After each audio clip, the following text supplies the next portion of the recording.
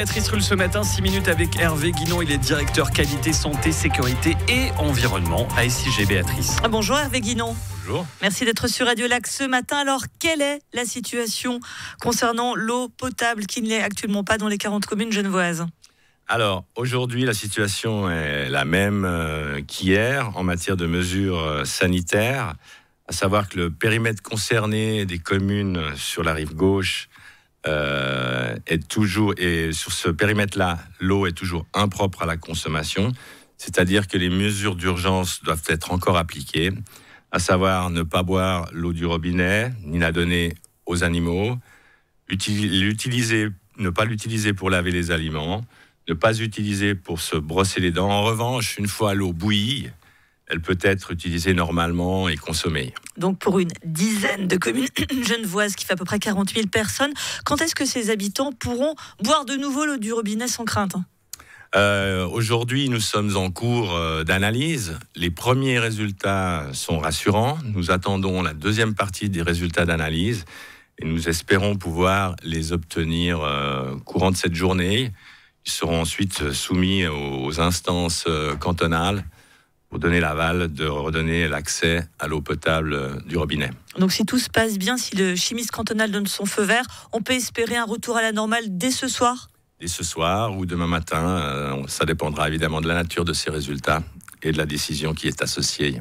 Alors qu'est-ce qui s'est passé exactement, Hervé Guinon ? Eh bien, dimanche matin, très tôt, une grosse conduite de transport d'eau potable a cédé, ce qui a généré finalement une grosse fuite d'eau et une grosse aspiration, finalement une dépression du réseau de distribution de l'eau potable, ce qui a fait un appel d'air et donc appelé de l'air, potentiellement de la terre ou d'autres substances dans cette conduite-là. Et ensuite, par principe de précaution, une fois que l'eau potable a pu être altérée, il est considéré sur le périmètre défini que cette eau est devenue impropre à la consommation jusqu'à preuve du contraire.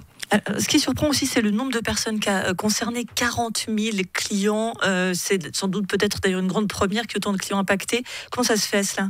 Et c'est sûr que le réseau de distribution de l'eau potable, c'est un système qui est maillé. C'est comme une toile d'araignée de distribution de l'eau potable.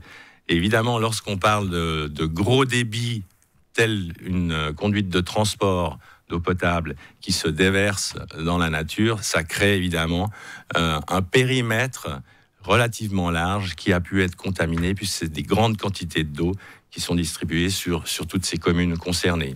Depuis hier, on a pu réévaluer le périmètre de cette pollution touchée sur les communes et on a pu évidemment réduire un périmètre aujourd'hui d'un quart de personnes concernées.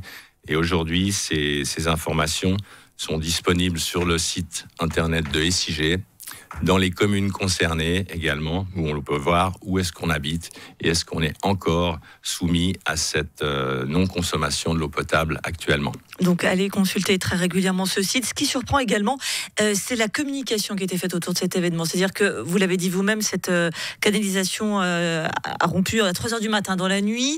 Cela n'a été communiqué officiellement qu'à 13h. Il y avait eu des fuites sur les réseaux sociaux. Si jamais, vous l'évoquiez vous-même, il y avait eu une pollution de l'eau, cela fait presque 10 heures où il aurait pu se passer des choses, il aurait pu y avoir des conséquences catastrophiques. Qu'est-ce qui s'est passé ? C'est sûr qu'une fois qu'on découvre un tel incident en pleine nuit, il s'agit d'abord d'investiguer la situation, de voir quelle est l'ampleur, la nature, l'ampleur du problème. Donc il y a de toute façon un temps de latence. Et ensuite, quand il s'agit d'un problème d'une telle ampleur, il s'agit de bien évaluer. Et évidemment, il y a des instances décisionnelles qui doivent prendre des décisions pour savoir quoi déclencher. On aurait pu probablement, évidemment, être beaucoup plus rapide dans la communication et notamment avec les communes. Depuis, toutes les parties prenantes collaborent extrêmement bien depuis 48 heures. Je nomme évidemment les communes, les pompiers professionnels, les pompiers volontaires, la protection civile, le chimiste cantonal, le médecin cantonal, etc. Toutes les instances, et j'en oublie, collaborent extrêmement bien. C'est pour ça qu'aujourd'hui, nous avons pu mettre à disposition de la population 23 points d'approvisionnement sur le canton.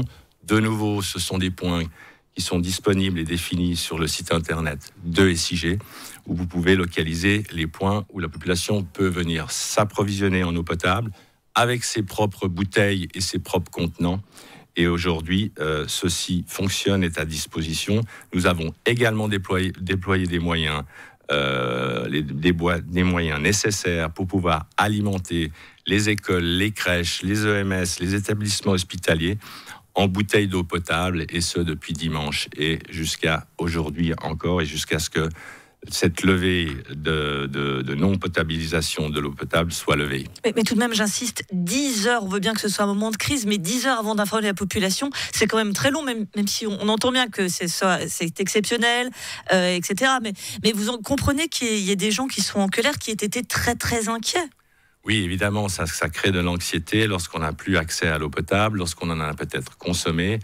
Heureusement, la situation actuelle, selon le médecin cantonal et puis le service du 144, la situation sanitaire est extrêmement rassurante, puisque tant les appels au 144 que les hospitalisations n'ont pas du tout augmenté depuis le début de cet événement, ce qui montre quand même la tendance d'une pollution extrêmement faible, le cas échéant, de cette eau potable.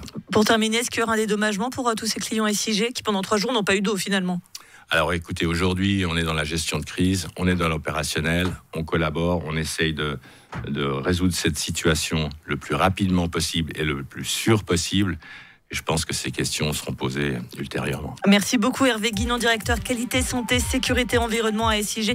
Et précisons-le que donc il n'y a pas eu de pollution de cette eau. Ceux qui en ont bu pendant ce temps de latence n'ont pas à s'inquiéter. Et on espère un feu vert du chimiste cantonal pour réutiliser l'eau du robinet dans la journée. Merci à vous. Et une interview.